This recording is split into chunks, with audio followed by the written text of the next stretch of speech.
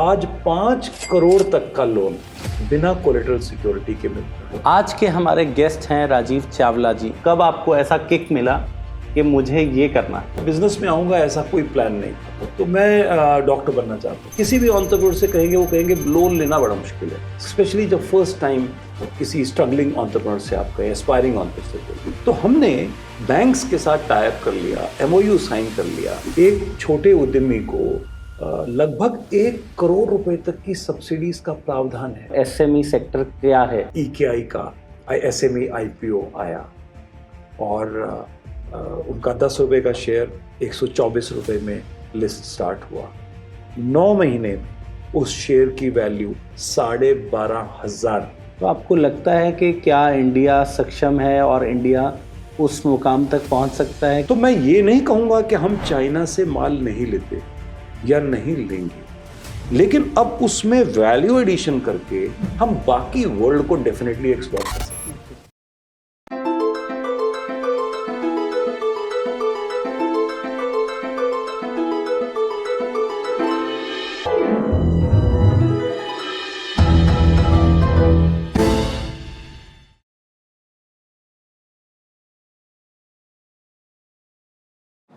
दोस्तों नमस्कार। आज के हमारे गेस्ट हैं राजीव चावला जी। राजीव चावला जी एक ऐसी पर्सनालिटी हैं जिनको मिलकर आप इंस्पायर होंगे और मोटिवेट होंगे एक जर्नी स्टार्ट करने के लिए और एक एंटरप्रेन्योर बनने के लिए। राजीव जी ने अपने बिजनेस को तो एक मुकाम पर पहुंचाया ही और साथ में मदद कर रहे हैं हज़ारों ऐसे एंटरप्रेन्योर्स को बड़ा मुकाम हासिल करने के लिए, बड़े सपने देखने के लिए। आइए बात करते हैं राजीव जी से, जो कि चेयरमैन एंड फाउंडर हैं IMSME ऑफ इंडिया के। Thank you very much Raj ji, बहुत बहुत शुक्रिया, आपने मुझे इस इंटरव्यू के लिए चुना और look forward to interacting with you. बहुत अच्छा लगेगा कि अपने एक्सपीरियंसेस, अपनी बातें आपके साथ शेयर कर सकूं और आपके इस चैनल के माध्यम से हो सकता है कुछ और लोग इंस्पायर हों। और जितना वक्त हमने लगाया अपने बिज़नेस को में स्ट्रगल करके और यहाँ तक पहुँचने में, अगर किसी और का कुछ वो लेसन्स पहले से ही मिल जाएं और उनका समय बच जाए so that entrepreneurs can save their time and energy, तो मुझे लगता है कि ये मकसद पूरा हो जाएगा। ये तो है सर राजीव जी, हमारे गेस्ट को आप ये बताएं कि जैसे आपने बताया कि आपने स्क्रैच से स्टार्ट किया और जितने चैलेंजेस आपने फेस किए, तो आप हमें थोड़ा अपनी लाइफ जर्नी के बारे में बताएं। कैसा आप, कहाँ पर आपका कैसा पालन पोषण, कैसा परिवार रहा, उसके बारे में कुछ बताएं। ऑलराइट, देखिए मैं फॉर्चुनेटली एक ऐसे परिवार में पैदा हुआ जो कि बहुत ही एजुकेशन ओरिएंटेड रहा। मेरे ग्रैंड पेरेंट्स पार्टीशन के बाद जब इंडिया में सेटल हुए, माइग्रेशन किया उन्होंने, तो वो उस ज़माने में वो they were school teachers and they became headmaster, headmistress and then principals. Okay.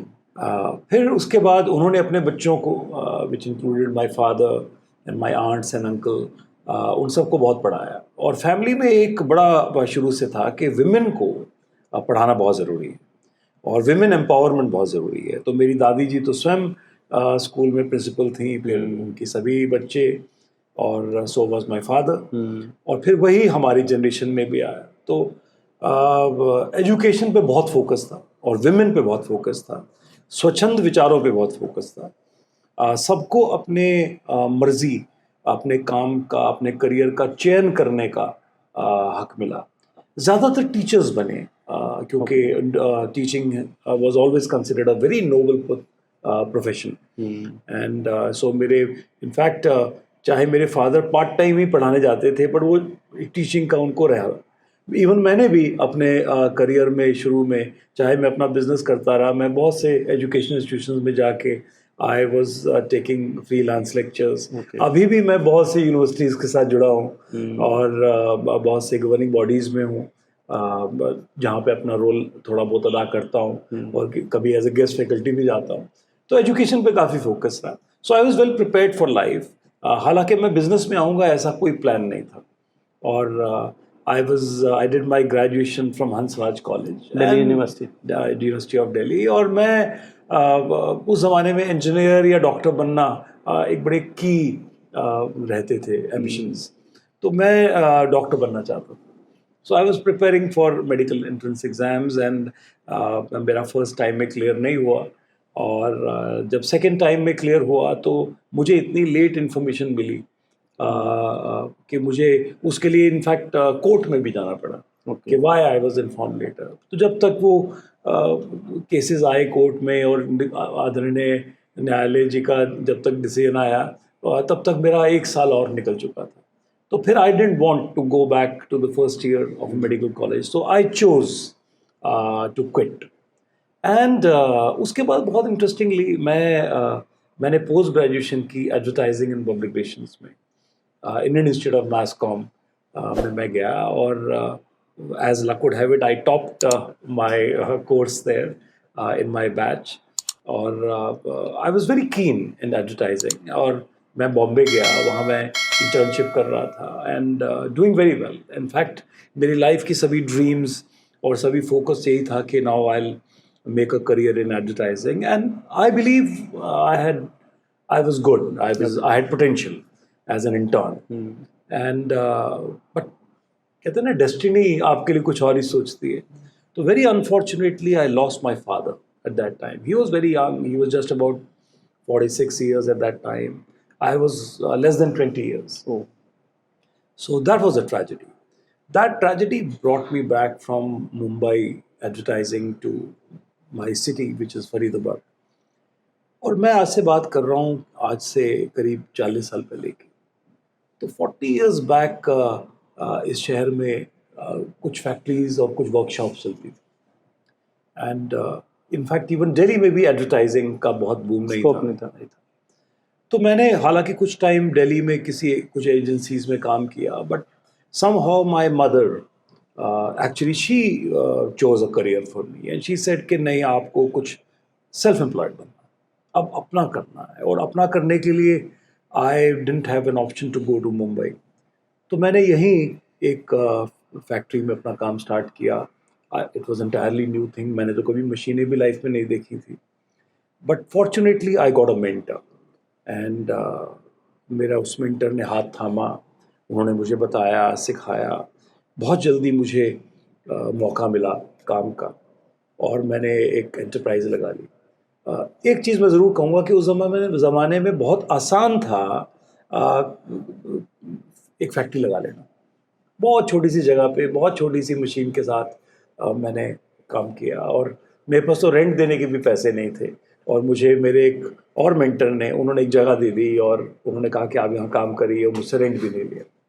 तो एक मेंटर ने मुझे काम की तरफ गाइड किया, दूसरे ने अपनी जगह दी एंड हमारे गुरुजी ने आशीर्वाद दिया और मैंने काम स्टार्ट किया। और 10,000 रुपये का लोन मैंने सीसी लिमिट, उस ज़माने में सिंडिकेट बैंक हुआ करता था जो कैनरा बैंक में मर्ज हो गया है।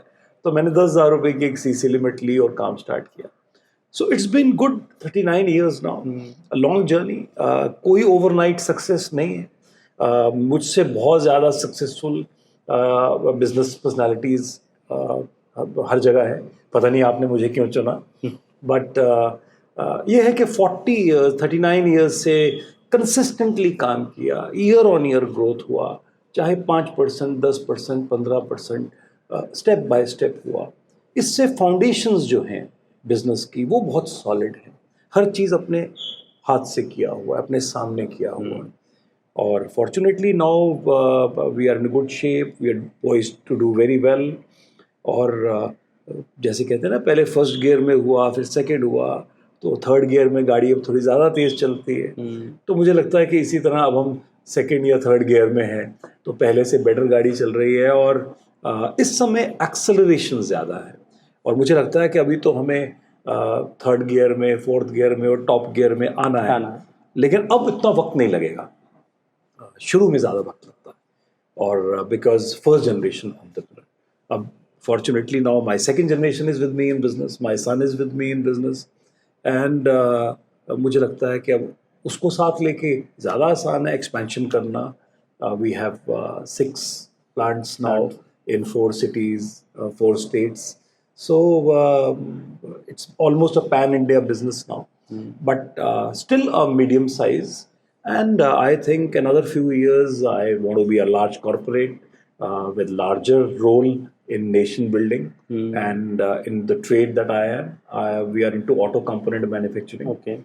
So fortunately, we are in the supply chains of the best OEMs in India, whether it is two-wheeler, three-wheeler, four-wheeler, or commercial.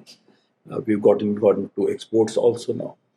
And as I would say that today that I'm talking to you 2024 में हम लोग बात कर रहे हैं, मुझे लगता है कि जो पेस हमने अब तक देखा है, अगले कुछ सालों में अब भारत इतनी तेजी से तरक्की कर रहा है और अपना स्थान ऐसा बना लिया है और हमारे यहाँ अपॉर्चुनिटीज इतनी है और पिछले 30-40 वर्ष की मेहनत से हमने आज जो मुकाम तक पहुंचे हैं, तो अब हर 5 वर्ष में डबल होना कोई बड़ी बात नहीं है।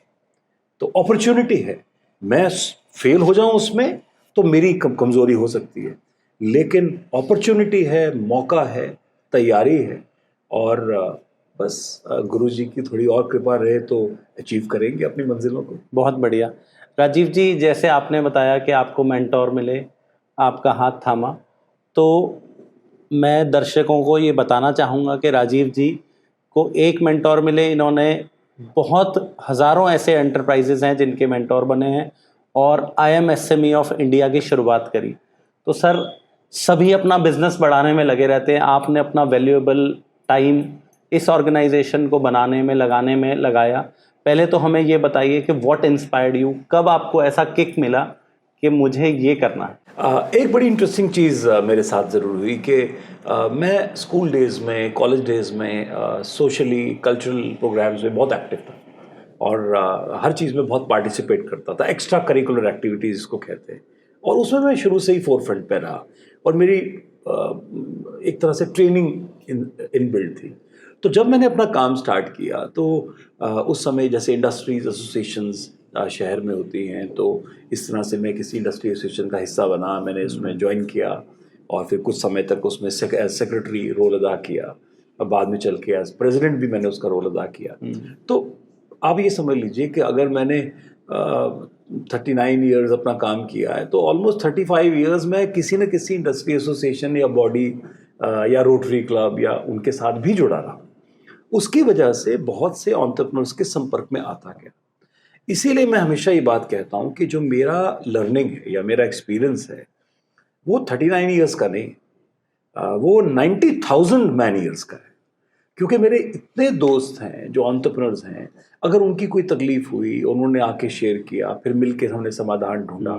तो मैंने बहुत दूसरे अपने मित्रों की, एंटरप्रेन्योर्स की तकलीफों को समझकर, क्योंकि सुलझाने में उनका कभी साथ दिया या उनकी प्रॉब्लम रिप्रेजेंट की गवर्नमेंट को, गवर्नमेंट की किसी कमेटी में विचार दिए, पॉलिसी मेकिंग में अपने सुझाव दिए, इस सब से मुझे अक्रॉस द बोर्ड सभी सेक्टर्स का और हर तरह के ट्रेड का, हर तरह के लॉज का, कंप्लायंसेस का एक अद्भुत मैं नॉलेज बैंक बन गया। एंड तो मुझे ये जो लर्निंग का मौका मिला किसी भी क्षेत्र के सेक्टर में जहाँ SMEs हैं, जहाँ स्मॉल बिजनेसेस हैं, वो हमें रिप्रेजेंट करते हैं, हमें अपनी प्रॉब्लम बताते हैं, हम उनकी प्रॉब्लम को समझ के गवर्नमेंट को देते हैं, सुझाव देते हैं पॉलिसी मेकिंग के लिए, नए लॉज के लिए।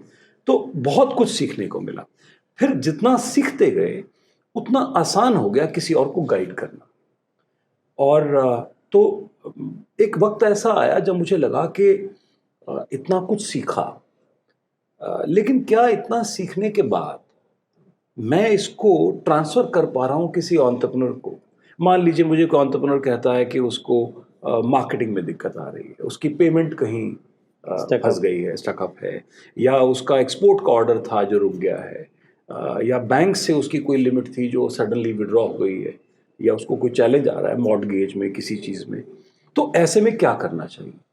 तो एक स्टेज पर आके मुझे लगा कि मुझे जिस काम को करने में 39 ईयर्स लगे, क्या ऐसा हो सकता है कि हम एक गूगल मैप की तरह एक बिजनेस बॉडी बनाएं कि किसी भी एंटरप्रेन्योर की कोई भी क्वेश्चन हो, क्यूरी हो, समस्या हो, रास्ता दिखना हो, वो ऑटोमेटिकली उसको वो रास्ता मिल जाए, ताकि जिस रास्ते को चलने में हमें 39 ईयर्स लगे और हमने उस मकाम तक पहुंचे, एक नया युवा एंटरप्रेन्योर 5 साल में वहां तक पहुंच जाए।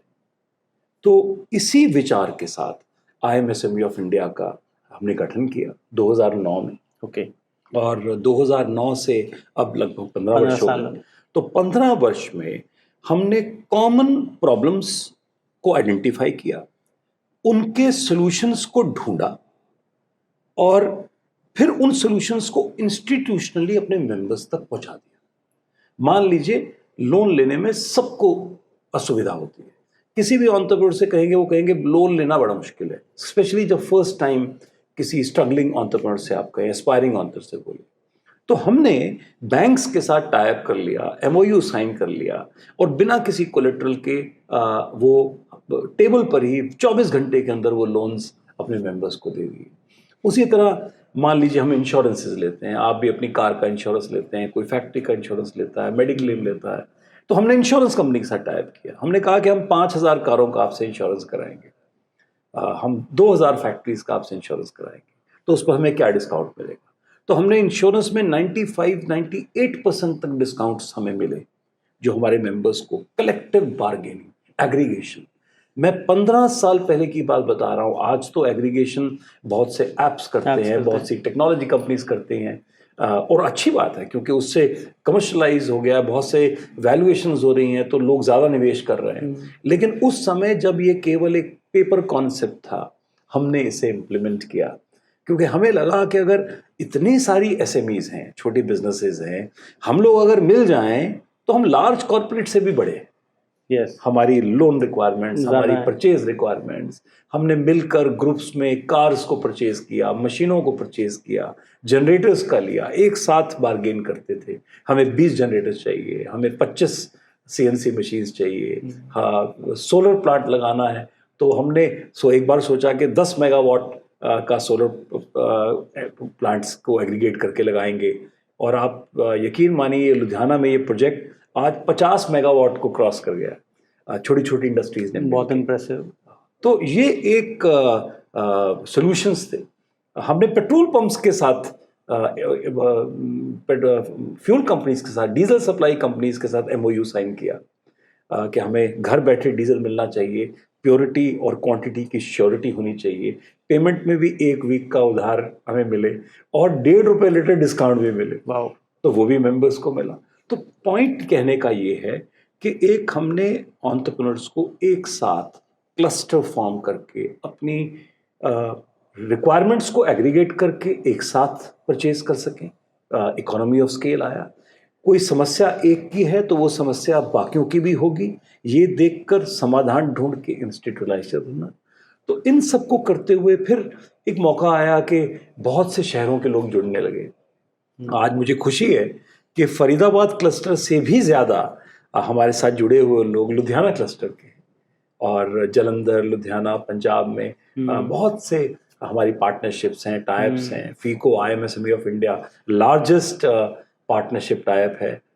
उसी तरह अलग शहरों में, होसूर में, मुंबई में, जयपुर में, ऑफ कोर्स दिल्ली NCR में, अब रिसेंटली रायपुर में, वहाँ पर बहुत एंटरप्रेन्योर्स की रिक्वायरमेंट थी, वो चाहते थे कि IMSME ऑफ इंडिया के एक चैप्टर खुले। तो अभी हमने हाल ही में centre of excellence for MSMEs Raipur में, वहाँ पर हमने इंस्टीट्यूट किया, हम सपोर्ट कर रहे हैं। और वहीं की एक एकेडमिया कलिंगा यूनिवर्सिटी के साथ ये सेंटर स्टार्ट किया है, जिसको हम ऑफ कोर्स आगे गाइड भी करेंगे और सपोर्ट भी करेंगे।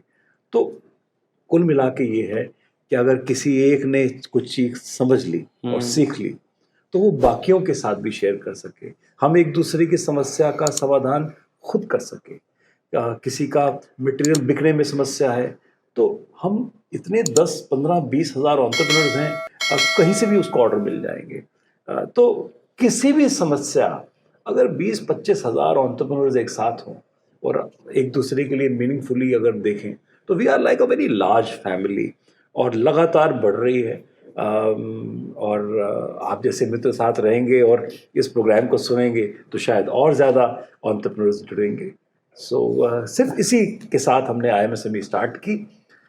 हमें भारत सरकार से बहुत सपोर्ट मिली, हमें हरियाणा सरकार से बहुत सपोर्ट मिली, विदेशों में भी IMSME ऑफ इंडिया के कोलैबोरेशंस हैं, MOU साइन है, I take pride in the fact कि ये इंडिया का सबसे बड़ा एसएमई नेटवर्किंग प्लेटफॉर्म है। और हम गवर्नमेंट के हर कमेटी में, हर इम्पॉर्टेंट डिसीजन में अपनी सुझाव देते हैं, अपनी और कोशिश करते हैं कि हमारा पर्सपेक्टिव गवर्नमेंट समझ सके और वो आए। मेरे एक इम्पॉर्टेंट सवाल का जवाब आपने खुद ही दे दिया। आपने कहा कि आपने मुझे क्यों चुना, तो आपने अपने आप ही अपना जवाब दिया है कि अपने लिए तो बहुत लोग कर रहे हैं, लेकिन एक मासेस के लिए एक सोचना, नेक्स्ट जनरेशन के लिए सोचना। मैंने अभी तक, मैं भी 25 साल से इस जर्नी में हूँ, लेकिन मैंने बहुत कम लोग ऐसे मिले हैं हमारे रास्ते में जिन्होंने ऐसा सोचा कि हाँ भाई, मेरी जर्नी को 10 साल, 15-20 साल लगे, क्यों ना नेक्स्ट जनरेशन के लिए वो एक कट शॉट, एक शॉर्ट वेव एक क्रिएट कर दिया जाए कि, तो इसके लिए सर आप जितनी तारीफ़ करी जाए कम है। तो आपने राजीव जी ये बताया कि गवर्नमेंट ऑफ इंडिया के भी काफ़ी उसमें IMSME को बुलाया जाता है, और मुझे अभी 3-4 साल पहले आपके साथ डेलीगेशन में, आप 20 लोगों की शायद डेलीगेशन थी, तो 12 लोगों को, हम 12 उद्यमियों को अलग अलग सेक्टर से उनके निवास पर प्रधानमंत्री जी ने स्वयं बुलाया था। सौभाग्यशाली हूँ मैं कि मुझे एसएमई सेक्टर से भी चुना और मैं एसएमई सेक्टर को रिप्रेजेंट कर रहा था। और वो मुझे अभी भी याद है कि वो मीटिंग करीब 3.5 घंटा चली और प्रधानमंत्री जी ने सबको बड़े पेशेंटली सबको सुन रहे थे। और जब मेरा नंबर आया और उन्होंने बोला, तो उन्होंने बड़ी इंटरेस्टिंग बात से स्टार्ट किया। उन्होंने कहा कि आप एसएमई सेक्टर से हैं, तो आप मुझे खुश करने की कोशिश मत करिएगा जैसे बाकी लोग करते हैं। आप मुझे सचमुच में अपनी समस्याएं बताइए ताकि गवर्नमेंट उसका निदान सोल्यूशन कर सके। तो मुझे बहुत ही अद्भुत मेरे लिए एक्सपीरियंस था। और करीब 27 मिनट जो मैंने पॉइंट्स नोट किए थे, करीब 13 पॉइंट्स थे, तो वो मैंने उनको दिए 27 मिनट्स तक। और मैं सांस रोक के मैं देख भी रहा था और उन्होंने मुझे सुना और पॉइंट्स को नोट किया। विद इन 1 वीक गवर्नमेंट ने एक हाई पावर्ड कमेटी बनाई एसएमई सेक्टर की। उस कमेटी में मुझे लिया गया और जो हमने सुझाव दिए उस पर काम स्टार्ट हुआ। चांस की बात यह है कि उन्हीं दिनों, ये मार्च 20 में कोविड आ गया। कोविड की वजह से लॉकडाउन हुआ और लॉकडाउन के टाइम पे गवर्नमेंट और ज़्यादा जागरूक हो गई और जो चीज़ अदरवाइज इम्प्लीमेंट करने में बरसों लगने थे या महीनों लगने थे, उन 13 में से 10-11 पॉइंट विद इन 2 मंथ्स आत्मनिर्भर भारत प्रोग्राम जो भारत सरकार ने बनाया, वो सभी पॉइंट्स आ गए।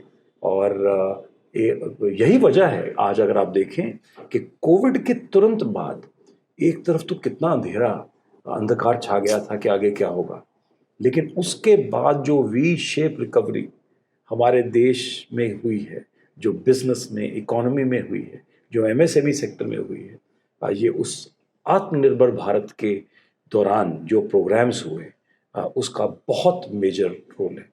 तो I am grateful to the government कि उन्होंने अपनी बहुत सारी समितियों में लेते हैं। अभी भी भारत सरकार का एक बड़ा इम्पोर्टेंट प्रोग्राम, 6,000 करोड़ का एक प्रोग्राम जिसको वो रैम्प प्रोग्राम कहते हैं, भारत सरकार ने अभी 2 साल पहले बजट में अनाउंस किया। और रैम्प का फुल फॉर्म है raising and accelerating MSME performance. और ये एक 6,000 करोड़ का फंड है जो वर्ल्ड बैंक ने और भारत सरकार ने मिलकर क्रिएट किया है। और ये फंड हर राज्य सरकार को, वो एमएसएमई क्षेत्र में क्या करना चाहते हैं अपने राज्य में, उनसे प्रपोजल्स मांगे गए उनको डिस्ट्रीब्यूट करने के लिए। तो सभी राज्य सरकारों ने प्रपोजल्स दिए कि एसएमई क्षेत्र में क्या करते हैं। तो उस प्रपोजल को इवैल्यूएट करना, वो कमेटी बड़ी क्रिटिकल कमेटी है, वेरी हाई पावर्ड कमेटी, जो हर प्रपोजल को इवैल्यूएट कर रही है, जिसके बेसिस पे ये तय हो रहा है कि किस राज्य को कितना पैसा दिया जाए। और उस कमेटी में भारत सरकार ने मुझे लिया, तो वहाँ मैं अपने इनपुट्स और अधिक दे पाया। तो मैं तो यही कहूँगा कि मुझे मौका मिलता रहा और मैं अपने सुझाव, अपनी बातें सरकार तक पहुँचाता रहा एसएमई सेक्टर की, और सरकार के प्रोग्राम्स को एसएमई सेक्टर तक पहुँचाता रहा। तो IMSME ऑफ इंडिया एक अद्भुत चैनल बन गया है, जिसके तहत टू वे कम्युनिकेशन हो रहा है, प्रोग्राम्स का इम्प्लीमेंटेशन हो रहा है, प्रोजेक्ट्स का इम्प्लीमेंटेशन हो रहा है, हज़ारों सब्सिडीज़ हैं। मैं अगर आपको एक लाइन में बताऊं कि एक छोटे उद्यमी को लगभग 1 करोड़ रुपए तक की सब्सिडीज़ का प्रावधान है। केंद्र सरकार और राज्य सरकारों की अगर मैं टोटल कर लूँ, उससे भी ज़्यादा। और लेकिन उद्यमियों को उसकी जागरूकता नहीं है या मालूम नहीं कैसे लेना है। तो ये जो कंप्लीट काम है इम्प्लीमेंटेशन का, जागरूकता का, हैंड होल्डिंग का, ये IMSME ऑफ इंडिया कर रहा है। तो सरकार की अच्छी नीति और प्रोग्राम छोटे उद्यमियों तक पहुंच सके, और छोटे उद्यमियों की समस्याएं हों या सुझाव हों वो सरकार तक पहुंच सके। अब ये हमारे लिए रूटीन ही है और ये ऑटोमेटिकली चल रहा है। And I am grateful to people like you, entrepreneurs like you, and हज़ारों और हर शहर में जो आज इसमें सहयोग दे रहे हैं। और it's a community benefit programme. Sir, जैसे आप कर रहे हैं, हमारा भी बी द चेंज को स्टार्ट करने का मकसद ही ये था कि कन्वर्सेशन विद चेंज मेकर्स, आप जैसे लोगों से हम रूबरू कराएं, आपकी जर्नी जानें और आप लोग क्या कर रहे हैं। आप अपने शायद आपके जो 2, 4, 5 हज़ार मेंबर होंगे उनके तक तो बात पहुंच रही है, लेकिन अभी सर इंडिया में तो बहुत काम है। Tier 2 Tier 3 सिटीज़ में बहुत ऐसे बच्चे हैं जो काम शुरू करना चाह रहे हैं, उनके तक आपकी आवाज़ पहुंचाने के लिए हमारा ये बी द चेंज चैनल है। Great great. तो सर आगे शुरू करते हैं इस बात को। डू यू थिंक कि आप जो मेक इन इंडिया मॉडल एक गवर्नमेंट ऑफ इंडिया ने स्टार्ट किया है, उसका ग्राउंड पे कोई पॉजिटिव इम्पैक्ट आपको लगता है पिछले 5, 7, 10 साल से जब वो स्टार्ट हुआ है मेक इन इंडिया? ट्रिमेंडस। देखिए, जब भी आप किसी विषय पर चर्चा करने लगते हैं, आप एक स्लोगन देते हैं, एक टाइटल देते हैं, फिर उस थीम को लेकर आप उसके इर्द गिर्द प्रोग्राम्स ऑर्गेनाइज करते हैं, एग्जीबिशंस ऑर्गेनाइज करते हैं, विदेशों में डेलीगेशंस जाते हैं, विदेशों के लोग आके B2B मीटिंग्स करते हैं और मिलते हैं। इन सब का रिजल्ट आना तो नॉर्मल है। और एंटरप्रेन्योर्स मिलें और मिरेकल ना हो, ऐसा हो नहीं सकता। जब मेक इन इंडिया मूवमेंट की कल्पना प्रधानमंत्री जी ने की और उसके बाद उन्होंने एक और parallelly zero effect zero defect, ये दो बड़ी इंपॉर्टेंट चीज़ें उन्होंने अनाउंस की थी। और उसके इन दोनों का मिश्रण था ईज ऑफ डूइंग बिजनेस। तो इन तीनों पहलुओं पे बहुत काम। ईज ऑफ डूइंग बिजनेस में तो आप ये समझ लीजिए 24,000 कानूनों में बदलाव किया गया, 24,000। और बहुत से कानून जिसमें कल तक पहले जो क्रिमिनल एक्ट माने जाते थे, जिसमें एक एंटरप्रेन्योर को, उद्यमी को गिरफ्तार भी किया जा सकता था, वो डीक्रिमिनलाइज कर दिए गए। और उसको केवल जुर्माना भरिए, पेनल्टी भरिए, इंटरेस्ट लगे, वहाँ गिरफ्तारी की ज़रूरत नहीं होनी चाहिए। तो बहुत से कानूनों को डीक्रिमिनलाइज किया, 24,000 कानूनों में बदलाव किया। इससे उद्यमी के लिए काम करना आसान हुआ। फिर कॉर्पोरेट टैक्सेस में रिवीजन हुआ, tax rates private limited companies के 25% पे लाए गए। नई मैन्युफैक्चरिंग कंपनीज के लिए 15% का इनकम टैक्स का रेट रखा गया ताकि नए उद्यमी मैन्युफैक्चरिंग सेक्टर में आए। तो इन सब ने, फिर इसके साथ साथ बैंक्स की पॉलिसी, लोन मिलने की पॉलिसी, स्टेट गवर्नमेंट्स, फिर सभी राज्य सरकारों की रैंकिंग स्टार्ट की केंद्र सरकार ने कि कौन सा राज्य ईज ऑफ डूइंग बिजनेस में टॉप पर है या किस रैंक पर है। तो राज्यों में कंपटीशन होने लगा।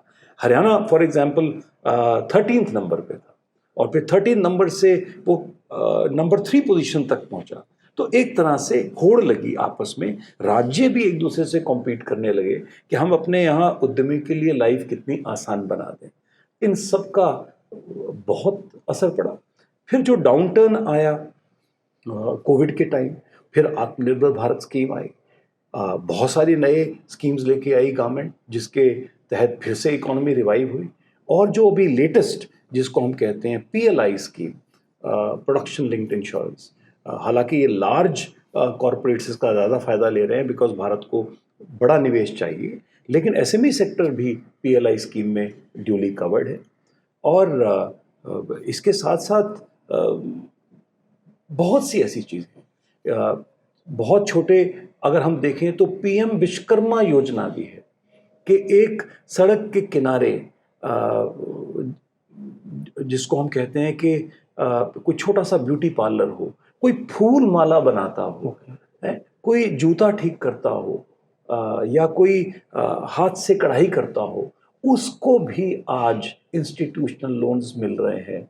2 लाख रुपए का लोन लीजिए, बिना किसी गारंटी के काम को बढ़ाइए, वो उसको ठीक से पे कर सकते हैं तो फिर आपको 5 लाख मिलेगा। उसको आपने ठीक से रीपे किया फिर 10 लाख मिलेगा। तो पीएम विश्वकर्मा योजना लीजिए जो सबसे छोटे एंटरप्रेन्योर तक जा रही है, या पीएलआई लीजिए जो लार्ज एंटरप्रेन्योर्स तक जिसका भाव जा रहा है। इन सबको देखते हुए मुझे लगता है कि हर तरफ से एक इंसेंटिव था, एक माहौल बना देश में तरक्की का, उद्यमिता को आसान किया गया और बहुत से सेल्फ एम्प्लॉयड लोग आए, और जिसका रिजल्ट आपको आसपास एक बहुत तेज़ी से विकसित होते हुए भारत में दिख रहा है। सर, जैसे कि आप कह रहे हैं कि एक छोटे ठेली वाला भी कोई पेटी बिजनेस कर रहा है, उसके लिए भी लोन अवेलेबल है, तो क्या ये ग्राउंड रियलिटी में कैसे इनको, मुझे ऐसा लगता है कि कुछ हम क्या इस दिशा में बढ़ सकते हैं कि हम कोई ऐसा चैनल जो ईज़ ऑफ डूइंग बिजनेस, एक स्मॉल एंड मीडियम को आपने किया, ऐसा ही है एक हम स्मॉल एंड मीडियम की तरह जो बिल्कुल स्मॉल है, जो सब्जी वाला है, किसी को रिक्शा की रिक्वायरमेंट है, तो उनको लोन्स नहीं मिलते, तो ये लोन्स हम कुछ कोई ऐसा एक आप बता सकते हैं जिससे हम फैसिलिटेट करा सकते हैं? मैं आपसे वही कहना चाहता हूँ कि हम अपने इग्नोरेंस या अज्ञानता की वजह से कहीं पीछे रह जाएं। अदरवाइज आप ये देखिए, जब पीएम विश्वकर्मा योजना लास्ट ईयर 2023 में उसको लॉन्च किया प्रधानमंत्री जी ने, 17 सितंबर 23 को विश्वकर्मा दिन वाले दिन, तो उस समय टारगेट था कि 1 लाख उद्यमियों को आइडेंटिफाई किया जाए, ग्रास रूट के कर्मियों को, जिसमें आप सोच लीजिए कि ब्यूटी पार्लर, जूता ठीक करने वाला, माला बनाने वाला, हर तरह का उद्यमी होगा। और उस समय ये लगता था कि हम इन 1 लाख एंटरप्रेन्योर्स को कहाँ ढूंढें, क्योंकि आधार कार्ड बेस्ड हमें चाहिए, उनका प्रोफेशन का लिंकेज चाहिए, और उस लेवल पर इतना ऑर्गेनाइज डेटा भी नहीं था। तो पहले लग रहा था कि टारगेट कैसे अचीव करेंगे। आपको खुशी होगी सुनकर कि अब लगभग 10 लाख एंटरप्रेन्योर्स इससे जुड़ चुके हैं। उसी तरह मुद्रा योजना, जिसके तहत छोटे लोन्स बिना किसी कोलेटरल के दिए गए, जितने भी देश में छोटे लोन्स हैं सभी मुद्रा योजना में कवर हुए। तो लाखों एंटरप्रेन्योर्स ऑलरेडी इस देश में बैंक से लोन उनको मिल रहा है, जिसकी कोई कोलेटरल सिक्योरिटी भी नहीं देनी पड़ती, जिसकी सिक्योरिटी सीजीटी एमएससी ट्रस्ट ने ली हुई है। और इवन ऑर्गेनाइज्ड जो स्मॉल इंडस्ट्री हो गई, आज 5 करोड़ तक का लोन बिना कोलेटरल सिक्योरिटी के मिलता है। हाँ, उद्यमी को लोन लेने लायक होना चाहिए, उसकी प्रोजेक्ट अच्छी होनी चाहिए और जागरूक होना चाहिए। तो आज कोई उद्यमी एक अच्छी प्रोजेक्ट रिपोर्ट लेके किसी भी बैंक में जाए, तो बैंक ने केवल उसके प्रोजेक्ट को इवैल्यूएट करना है, उसका लोन को पास करना है, और पास करने के बाद कोलेटरल सिक्योरिटी की 5 करोड़ तक के लोन की आवश्यकता ही नहीं है। उसकी गारंटी सीजीटी एमएससी ट्रस्ट ले लेता है, जो बैंक के लिए कोलेटरल से भी ज़्यादा बड़ी एक गारंटी है। तो आज देश में मैं आपके चैनल के माध्यम से सभी एस्पायरिंग एंटरप्रेन्योर्स को बताना चाहता हूं कि 5 करोड़ तक के लोन इस देश में आज बिना कोई चीज़ मॉर्टगेज किए मिलते हैं। आपकी ड्रीम्स केवल ड्रीम्स नहीं होनी चाहिए, ड्रीम्स के साथ एक कॉन्क्रीट एक्शन प्लान होना चाहिए, और वो एक्शन प्लान एक प्रोजेक्ट के रूप में आप बैंक को पेश कर सकें। बहुत से बैंक्स तो अब 1 मिनट के अंदर 59 loans in 59 seconds.com, तो आज 1 मिनट में आज लोन मिलते हैं, वो इवैल्यूएट हो जाते हैं, उनको सारा डेटा पॉइंट्स वो कलेक्ट कर लेते हैं जीएसटी से, सिबिल से, बाकी जगह से। तो बहुत आसान है। हमें जैसे पहली बार आपने मोबाइल का ऐप यूज़ करी है, तो हो सकता है आपको शुरू में लगता हो, संकोच होता हो, कैसे होगा, लेकिन एक बार आदत पड़ जाती है तो पूरा देश आज व्हाट्सएप पे और सोशल मीडिया पे है। तो उसी तरह आज ऑनलाइन लोन एप्लीकेशंस हैं, ऐप्स हैं, जो बहुत घर बैठे लोन्स देती हैं। हमारे बहुत सारे उद्यमी कर्मचारी हैं, हमारे साथी हैं, हमारे यहाँ काम करने वाले हैं, उनको भी सैलरी स्लिप के बेसिस पे लोन्स मिल जाते हैं। तो अब पहले से बहुत आसान है। जाहिर है गैप है, क्योंकि गैप देश बहुत बड़ा है। अभी तो हम केवल 15% उद्यमियों को ही बैंक्स का लोन पहुंचा पाए। 85% उद्यमी आज भी अपने परिवार से या दोस्तों से या बाजार से पैसा लेके काम करता है। तो उस वर्ग तक पहुंचना है, तो इस इंक्लूसिविटी को बढ़ाना है, और टेक्नोलॉजी के माध्यम से पीएम विश्वकर्मा योजना जैसी स्कीम्स के माध्यम से अब वो टारगेट्स भी पूरे हो रहे हैं। तो दोस्तों अभी बात चल रही है राजीव चावला जी से, और इनकी बातें सुनकर ऐसा लग रहा है कि शायद हमें भी, मैं 25 साल से बिजनेस कर रहा हूं, तो मुझे भी बहुत चीज़ें अवेयर नहीं हैं, आपके माध्यम से पता चल रहा है। तो मैं चाहूँगा कि हम लोग लिंक भी डाल देंगे IMSME इंडिया को, अगर मेंबर्स ज्वाइन करना चाहें तो उससे शायद ऐसा होगा कि हम पैन इंडिया तक आपकी मुहिम को ले जाएं। एक पर्सनल उस पर फिजिकली जाना और एक आज ऑनलाइन ऐसा मीडियम हो गया जैसे डिजिटलाइजेशन। मैं चाहूँगा कि अगर आप अपनी डिटेल्स हमारे साथ शेयर कर दें तो हम लिंक में डालेंगे, ताकि जो भी आपके मेंबर्स बनना चाहें, और आपके मेंबर्स ज़्यादा से ज़्यादा, मेरी तो ये होगा कि जैसे 10 लाख ये मुद्रा में लोन मिले हैं, 10 लाख IMSME ऑफ इंडिया के मेंबर्स बन जाएं, तो शायद मेरे ख्याल से जो हम सपना देख रहे हैं कि डेवलप्ड भारत, तो वो भारत को आप एक्सेलरेट करने में, डेवलप्ड भारत को बहुत बड़ा रोल आप जैसे लोग, specially Rajiv Chawla ji IMSME of India से कर सकते हैं। बिल्कुल, and thank you so much. मैं हमारे लिंक्स आप ज़रूर लिखिए ताकि लोग हम तक संपर्क कर सकें। बट मैं कहना चाहता हूं कि हम जहां एक तरफ हम सभी एंटरप्रेन्योर्स को गाइड करने के लिए तैयार हैं, हम चाहेंगे कि आप भी अपने क्षेत्र में लीडरशिप का रोल लीजिए। आप अपने शहर में, अपने डिस्ट्रिक्ट में, अपनी स्टेट में IMSME का चैप्टर स्टार्ट करिए। आप मेंटर बनिए अपने बाकी लोगों के लिए, ताकि ये मुहिम जो है पूरे देश तक हो, एक नेटवर्क ऐसा हो कि हर उद्यमी दूसरे उद्यमी का उंगली थाम सके, और जो गलतियां मैंने की वो और न करे, और कहीं मुझे कोई सुविधा मिली और ज्ञान हो गया तो वो जल्दी बाकी सब तक पहुंच सके। हम लोग एग्रीगेट होके और सॉलिड कदम उठा सके और बेहतर प्रोजेक्ट कर सके, बिजनेसेस को इम्प्रूव कर सके। किसी को एक्सपोर्ट में जाना है, कैसे जाना होता है, क्या करना होता है, तो तुरंत गाइडेंस दे सके। GST के क्या फ़ायदे हैं, क्या नुकसान है, जो भ्रम है, जो भय है, उसको कैसे हम दूर करें। तो और फिर उसी तरह टैक्स स्कीम्स हैं, लेबर लॉज हैं, बहुत सारे लॉज होते हैं, इन सब की कंप्लायंसेस हम समझाएं। और जो उद्यमी तेज़ी से ग्रो कर रहे हैं, स्मॉल से मीडियम में कैसे जाना है, उनको SME IPO लाना है, उनको प्राइवेट इक्विटी लेके आनी है, उनको बड़ी एक्सपेंशंस करनी है, उसके लिए भी। फिर स्टार्टअप अपने आप में एक अलग दुनिया है स्टार्टअप्स की, जहाँ पर वो सीधा माइक्रो से लार्ज कॉर्पोरेट्स बनते हैं। वहाँ उनकी जर्नी ट्रांजिशनल नहीं है, वो फिनोमिनल है।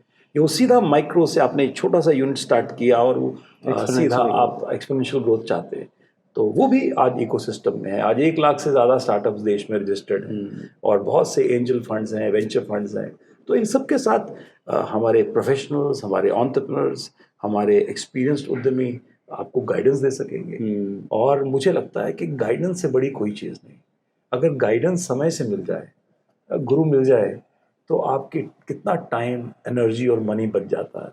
तो IMSME में उद्यमी ही उद्यमी को एक्सपीरियंस दे रहा है, एक तरह से गूगल मैप है, एक तरह से सेफ्टी नेटवर्क है कि आपके फेलियर के चांसेस उतने कम हो जाते हैं। और अभी तो बहुत कुछ मुझे भी आपसे सीखना है और बाकी लोगों से भी सीखना है, लेकिन अगर कुछ भी है हमारे इकोसिस्टम में जिसका आप फ़ायदा उठा सकते हैं, तो हम ज़रूर चाहेंगे, और आपके चैनल के माध्यम से ऐसा हो, ऐसी मैं भी कामना करता हूँ। Thank you sir. सर अब आप बात कर रहे थे GST की, तो जैसे कि आप इतनी इंडस्ट्रीज़ के टच में रहते हैं, आपके मेंबर्स हैं, क्या आपको ऐसे फीडबैक्स मिलते हैं कि simplification of GST is required? देखिए, GST अपने आप में बहुत ही सिंप्लीफाइड टैक्स है। 1 नेशन 1 टैक्स। ये अलग बात है कि हम टैक्स का रेट अलग अलग, क्योंकि हमारा देश इतना डाइवर्स है, हमारी रिक्वायरमेंट्स इतनी डाइवर्स है। हो सकता है यूरोप में कि छोटे से देश में, जो जितना बड़ा हमारा हरियाणा है, उतना उससे छोटे कई देश हैं, या हमारा एक उत्तर प्रदेश लेंगे तो शायद सारा यूरोप की yes, पॉपुलेशन आ जी। जाएगी। तो ऐसे में हम अपने आप को ब्लाइंडली दूसरे देशों को फॉलो नहीं कर सकते। India needs India centric solutions. ये एक बड़ी इंपॉर्टेंट चीज़ है जो हमें समझनी है। India needs India centric solutions. हम बाकी विश्व से अलग हैं, हमारी रिक्वायरमेंट्स, हमारे नंबर्स बिल्कुल डिफरेंट है। तो जीएसटी एज अ मैकेनिज्म मुझे लगता है कि बहुत ही सरल है। सरकार बहुत सरल कर भी चुकी है। आज 20 लाख तक के बिजनेसेस को जीएसटी से एग्जेम्प्ट किया गया है। उससे ऊपर भी जो है सब ऑनलाइन है। उसमें भी आपको ऑप्शन मिलती है मंथली रिटर्न फाइल करने की या क्वार्टरली रिटर्न फाइल करने की।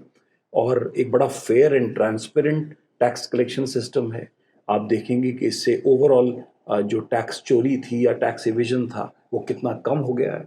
सरकार की आप टैक्स जीएसटी कलेक्शंस देखिए जो 1,70,000 करोड़ 1,72,000 करोड़ पर मंथ तक पहुंच गई, वो अपने आप में रिकॉर्ड कायम कर रही है।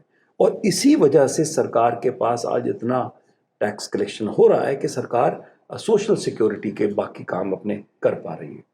उसी तरह कॉर्पोरेट टैक्सेस को देखेंगे तो उसमें लगातार इजाफा होगा। तो मुझे लगता है कि जीएसटी अपने आप में सिंप्लीफाइड है।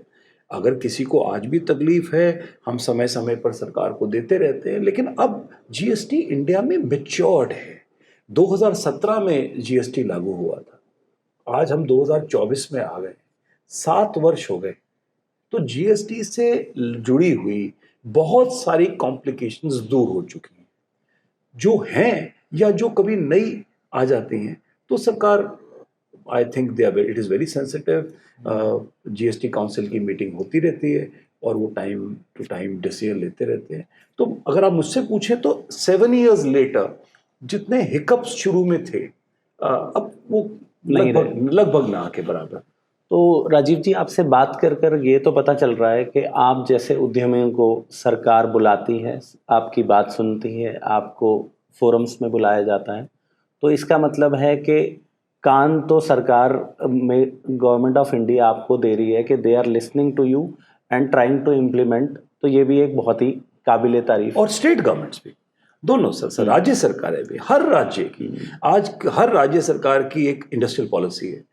और कोई भी राज्य सरकार हो, 4 राज्यों में तो मेरा अपना बिजनेस है, महाराष्ट्र में, गुजरात में, उत्तराखंड में, हरियाणा में, बट और हमारे बहुत साथी उत्तर प्रदेश में, मध्य प्रदेश में, हर जगह राज्य सरकार औद्योगिक पॉलिसी बनाने से पहले रिप्रेजेंटेटिव्स को बुला के सुझाव लेती है, ड्राफ्ट पॉलिसी देती है, फिर उनसे कमेंट्स लेके फिर फाइनल करती है।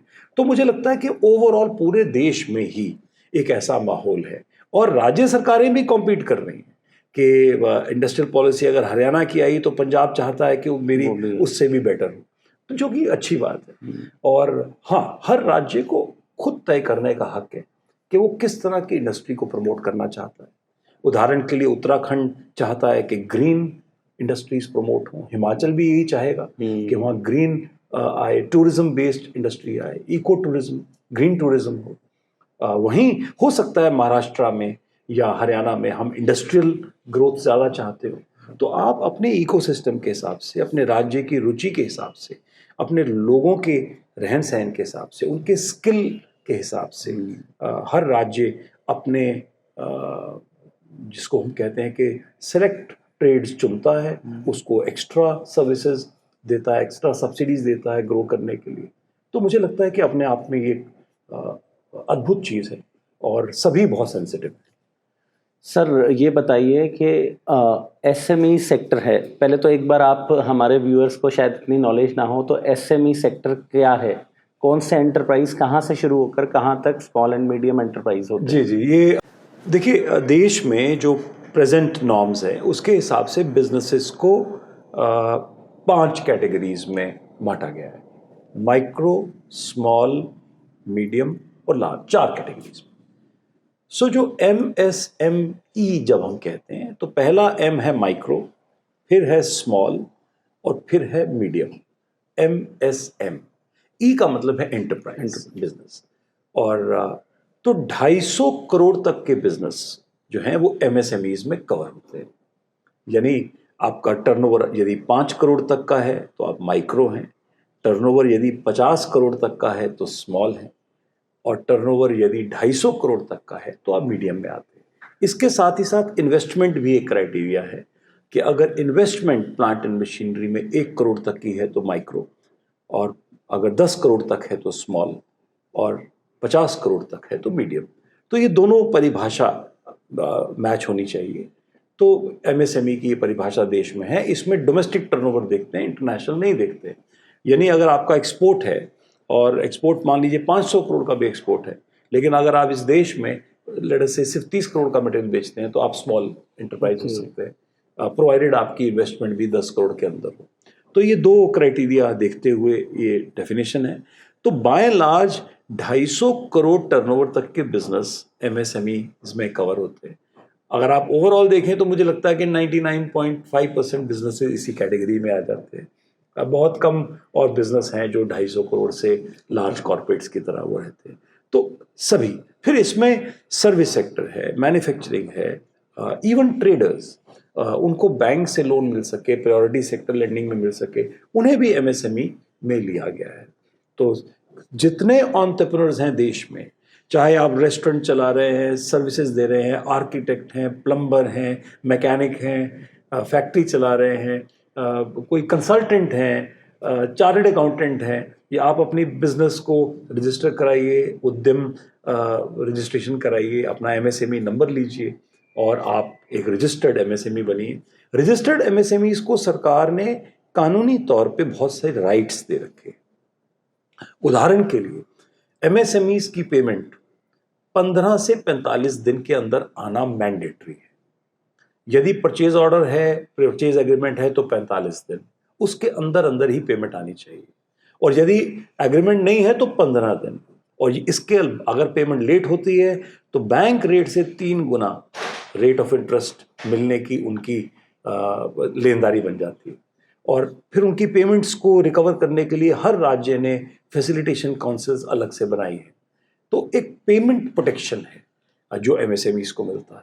उसके अलावा बहुत सी सब्सिडीज हैं, ग्रांट्स हैं जो मिलती हैं, zero effect zero defect scheme है जो मिलता है। मैंने बताया 5 करोड़ तक के लोन्स हैं जो बिना कोलेटरल सिक्योरिटी के एमएसएमईज को मिलते हैं।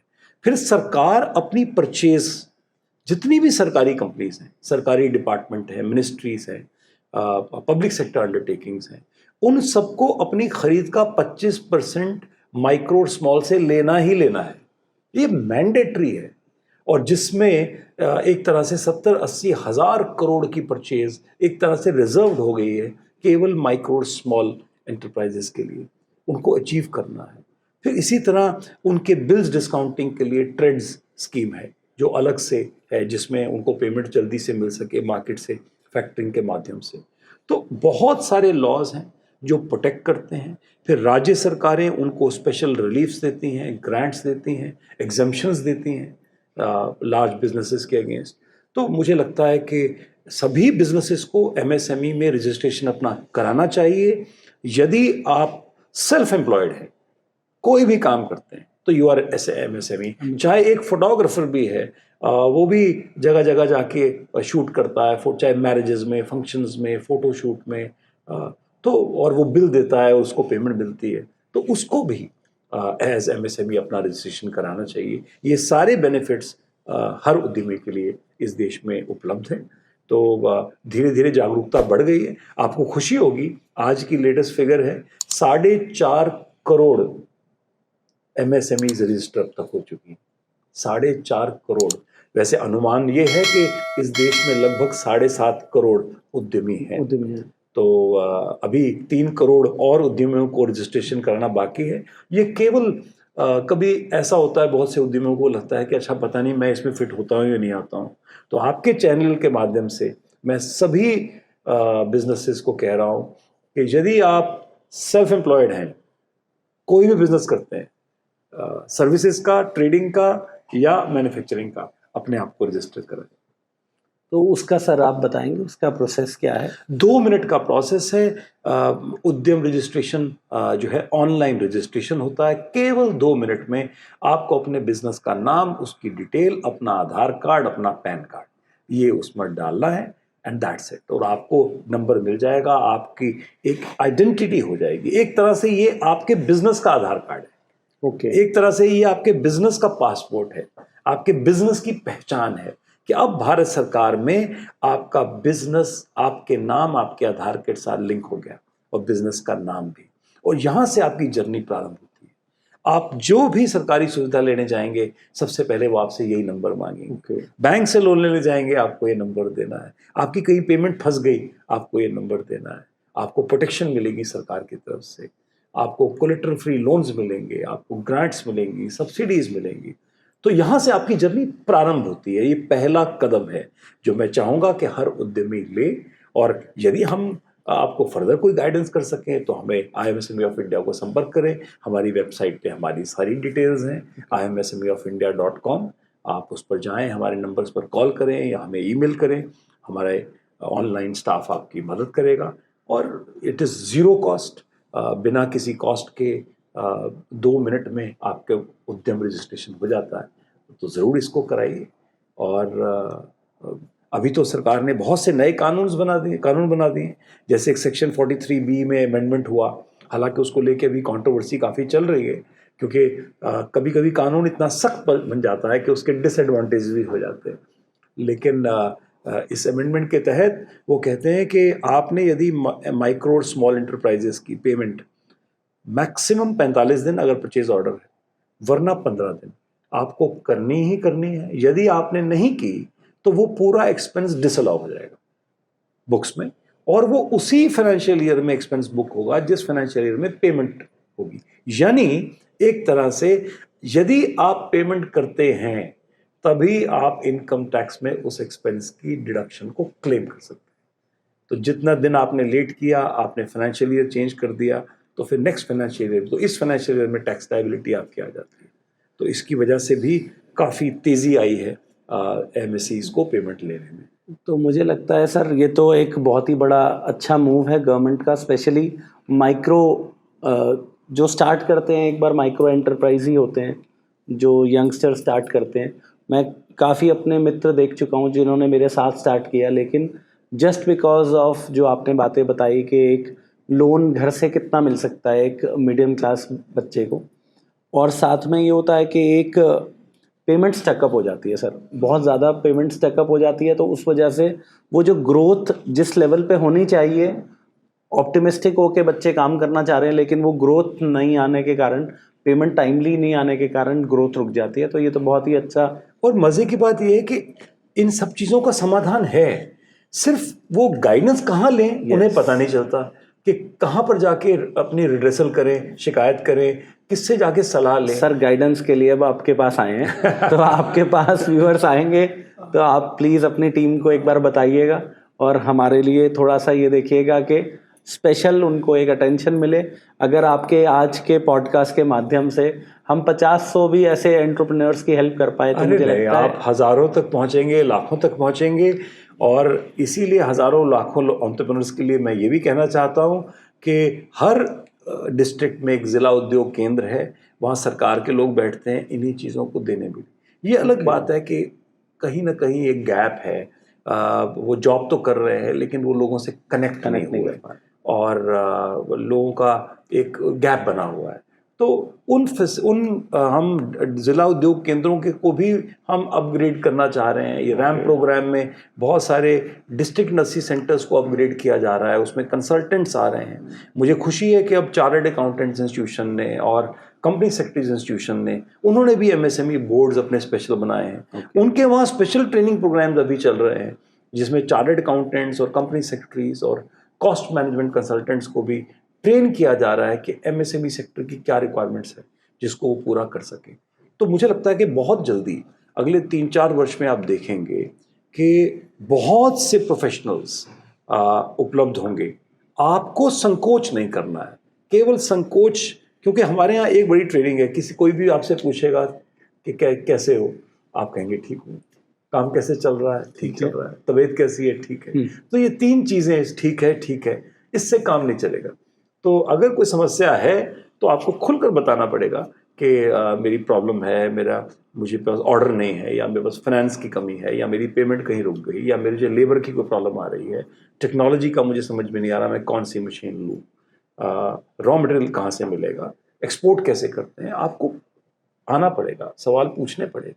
और आप जितने सवाल पूछेंगे, एक्सपीरियंस्ड बिजनेसेस, एक्सपीरियंस्ड एंटरप्रेन्योर्स उसका जवाब देंगे, जो कि आपको उन मुश्किलों से बचा देगा जिनसे हमने। सर, आपकी 15 साल की एमएसएमई ऑफ इंडिया की जर्नी में कुछ ऐसे एंटरप्रेन्योर्स भी रहे होंगे जिन्होंने आपकी मदद से आपकी फैसिलिटीज़ को अवेल करा और बहुत ही जल्दी और बहुत ही अच्छे तरीके से ग्रो करा। तो आप कुछ ऐसी सक्सेस स्टोरीज शेयर करना चाहेंगे? सबसे पहले तो ये उनकी सक्सेस का श्रेय आईएमएसएमई नहीं लेना चाहती। आईएमएसएमई उनके सक्सेस की राह में कहीं हो सकता है हमने उनको कुछ नॉलेज दी या कोई गाइड किया होगा, फिर भी ये श्रेय उनका है। तो पहली चीज़ तो मैं ये क्लैरिफाई करूँगा कि हर एंटरप्रेन्योर अपनी मेहनत से अपना सब कुछ दांव पे लगा के बिजनेस में आता है। और हमने शायद एक रोल किया होगा गुरु का या मेंटर का, एक रास्ता दिखाने में, मार्गदर्शक का। तो बहुत से ऐसे हैं। इनफैक्ट मुझे खुशी है बोलते हुए कि उनमें से कुछ तो आज यूनिकॉर्न है। और यदि मैं नाम लूँ तो हमारे जो सबसे बड़ी सक्सेस स्टोरी जिसको मैं कह सकता हूँ वो है EKI एनर्जी सर्विसेज लिमिटेड। हमारे आईएमएसएमई ऑफ इंडिया के सदस्य 2009 से, और बहुत छोटा सा उनका यूनिट बिजनेस इंदौर में उन्होंने प्रारंभ किया, उज्जैन इंदौर में। और IIT का ग्रेजुएट, बहुत अच्छे। और उन्होंने उस ज़माने में कार्बन पॉइंट्स ट्रेडिंग का एक कॉन्सेप्ट जिसकी तब हमें समझ भी नहीं थी, और बट उस यंग युवा ने, उस उद्यमी ने इसको स्टार्ट किया। और कोविड के दौरान क्योंकि सब लोग घरों में थे तो जूम मीटिंग्स और वीडियो कॉल्स पे बहुत बात होने लगी। तो उस दौरान हमने एक आइडिया शो किया कि आपकी पब्लिक लिस्टिंग होनी चाहिए और SME IPO आपकी कंपनी का आना चाहिए। ये 2020 की बात है। 2021 में EKI का SME IPO आया और उनका 10 रुपये का शेयर 124 रुपये में लिस्ट स्टार्ट हुआ। 9 महीने में उस शेयर की वैल्यू 12,500, वो 124 रुपये से 12,500 9 मंथ्स में वहाँ तक अचीव किया। शेल जो एक इंटरनेशनल कंपनी है, उसने 14,500 करोड़ रुपया EKI में निवेश किया एक्सपेंशन के लिए। उसके बाद अभी तो EKI मेन बोर्ड कंपनी है, लिस्टेड कंपनी है, रिजल्ट सबके सामने है और फिनोमिनल सक्सेस, यूनिकॉर्न। तो एक कैसे इंदौर का एक छोटा सा सर्विस एंटरप्राइज आज विश्व की सबसे बड़ी carbon point trading company environment के लिए काम कर रही है, जो कि वैसे भी हमारे आज के समाज के लिए और दुनिया के लिए कितना इम्पोर्टेंट है। इसी तरह से बहुत से हैं मैन्युफैक्चरिंग सेक्टर में, फार्मा में, गारमेंट्स में, सर्विसेज में, जिन्होंने अद्भुत अचीव किया है। और मुझे खुशी ये है कि हम लोग 2 मीट्स हम लोग प्रतिवर्ष करते हैं हर साल। एक तो एनुअल मीट जिसमें हम अवार्ड्स भी देते हैं अपने इस तरह के एंटरप्रेन्योर्स को जिन्होंने बहुत अच्छी सक्सेस स्टोरी की हो। हमारा एक कार्यक्रम है अपना टाइम आएगा, और उस कार्यक्रम में हमारे 2 मिशन हैं, मिशन 100+ और मिशन 5X। तो मिशन 100+ का मतलब है कि हमने उद्यमी को 100 करोड़ टर्नओवर के ऊपर लेके जाना है, और बहुत से उद्यमी इसमें ऑलरेडी आ चुके हैं और इसको अचीव कर चुके हैं। और सेकंड है मिशन 5X कि जो भी बिजनेस का साइज है आज उसको 5 गुना करना है 3 वर्ष के अंदर। तो ये दोनों हमारे मिशंस बहुत अच्छा काम कर रहे हैं, और तो सक्सेस को हम अवॉर्ड करते हैं और बहुत सेलिब्रेट करते हैं। हम हर साल एक नाइट ऑफ फेलियर्स मनाते हैं, उसे सेलिब्रेट करते हैं, बहुत अच्छी ग्रैंड पार्टी, कॉकटेल पार्टी और सेलिब्रेशन करते हैं, जिसमें उद्यमी खड़ा होके अपने फेलियर्स कि उसको क्या मुश्किल आई, कैसे वो फेल हुआ, वो अपनी स्टोरी सुनाता है और फिर कैसे उसको ओवरकम किया और कैसे आगे बढ़े। तो ये अपने आप में एक बिल्कुल नई चीज़ है जो मैं बता रहा हूँ। तो हम लोग नाइट ऑफ फेलियर्स भी सेलिब्रेट करते हैं। मुझसे स्वयं आप पूछेंगे तो ज़िंदगी में 10 काम अगर किए तो 8 में मैं भी फेल हुआ, लेकिन कहीं हिम्मत नहीं हारी और 2 चल गए तो वही आपकी मंजिल को आगे ले जाता है। तो हम ये भी कहना चाहते हैं सबको कि एक फेलियर या एक सेटबैक लाइफ का सेटबैक नहीं है। बहुत से छोटे उद्यमी कोविड के दिनों दौरान एनपीएस हो गए, स्ट्रेस में आ गए, तो उनको हमने बहुत हैंड होल्ड किया, उनको बहुत गाइड किया। कईयों का we lost 70 of our entrepreneurs, करीब 70 हमारे मेंबर्स का देहांत हुआ कोविड के दिनों में। तो उनकी नेक्स्ट जनरेशन को भी हमने कोशिश की कि हम हैंड होल्ड कर सके, वो उनके बिजनेस को पकड़ ले, आगे चला सके, उनकी वाइफ या उनके बच्चे। तो हमारी कोशिश ये रही। और आगे ये चीज़ें ना हो, हम नेक्स्ट टाइम इस तरह की कॉन्टीजेंसी को कैसे कवर कर सकते हैं, कैसे सक्सेशन प्लानिंग करके चलें, कैसे विल का लिखा होना ज़रूरी है। आज हम इस तरह के रिस्क मैनेजमेंट्स पे भी बहुत काम करते हैं और सभी उद्यमियों को गाइड करते हैं, क्योंकि अब एरा है नए तरह के रिस्क का। आज साइबर सिक्योरिटी का रिस्क है, आज कोविड जैसी बीमारी का रिस्क हो जाता है। आज कभी आपने मान लीजिए कोई चीज़ एक्सपोर्ट करते हैं टर्की में और टर्की में अर्थक्वेक आ गया, उसकी वजह से पेमेंट्स डूब गई।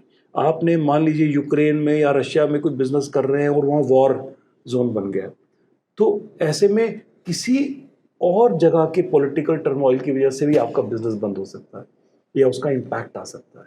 तो इस तरह के रिस्क को समझना, उसको कवर करना, कि कुछ बिजनेसेस की इंश्योरेंस की जा सकती है, कईयों की अगर इंश्योरेंस नहीं की जा सकती तो उसके लिए कोई और तैयारी, कॉन्टीजेंसी फंड्स किए जा सकते हैं। तो हम लोग बहुत डिटेल इन डेप्थ भी काम करते हैं एंटरप्रेन्योर्स के साथ। फिर गवर्नमेंट की भी स्कीम्स हैं आईबीसी में, इंसॉल्वेंसी एक्ट में, जिसमें कि आज एक प्री पैकेज स्कीम है कि यदि कोई उद्यमी स्ट्रेस में है और लोन्स नहीं चुका पा रहा है तो वो बैंक के पास स्वयं जाकर समय ले सकता है, उनको प्री पैकेजिंग स्कीम के लिए अप्लाई कर सकता है। और बस मैं यही कहना चाहता हूँ कि हर तरह के केसेस हमारे इकोसिस्टम में हैं, सुपर सक्सेस स्टोरीज भी हैं और सक्सेस स्टोरीज तो सैकड़ों हैं, हज़ारों हैं। और मुझे बहुत खुशी है कि लगातार लोग ग्रो कर रहे हैं। अभी तो एक ट्रेंड है, हम लोग अपने एंटरप्रेन्योर से पूछते हैं कि आपके अब कितने प्लांट चल रहे हैं। बरसों लगता है एक ही फैक्ट्री बनाने में, और आज हमारे बहुत से साथी आपको बताएंगे कि हमारा ये प्लांट 2 है, ये प्लांट 3 है। तो आज जो एग्जिस्टिंग बिजनेसेस हैं वो भी बहुत तेज़ी से एक्सपैंड कर रहा है। और अगले 5-6 वर्ष में तो आप देखेंगे हमारी इकोनॉमी जैसे अपना गियर चेंज कर रही है, जैसे कि ऑटोमोबाइल सेक्टर बढ़ रहा है, टूरिज्म बढ़ रहा है, फार्मा सेक्टर ग्रो कर रहा है, skills, education, IT, her sector में इतनी ग्रोथ है जिसका लिए हमें बहुत तैयारी करनी है। अभी तो स्किल्ड मैन पावर की शॉर्टेज है, अभी तो इंफ्रास्ट्रक्चर की शॉर्टेजेस आएंगी, बिजली की, हर चीज़ की। तो भारत में हर सेक्टर में निवेश की अपॉर्चुनिटीज़ हैं, हर सेक्टर में काम और ग्रोथ की अपॉर्चुनिटीज़ हैं।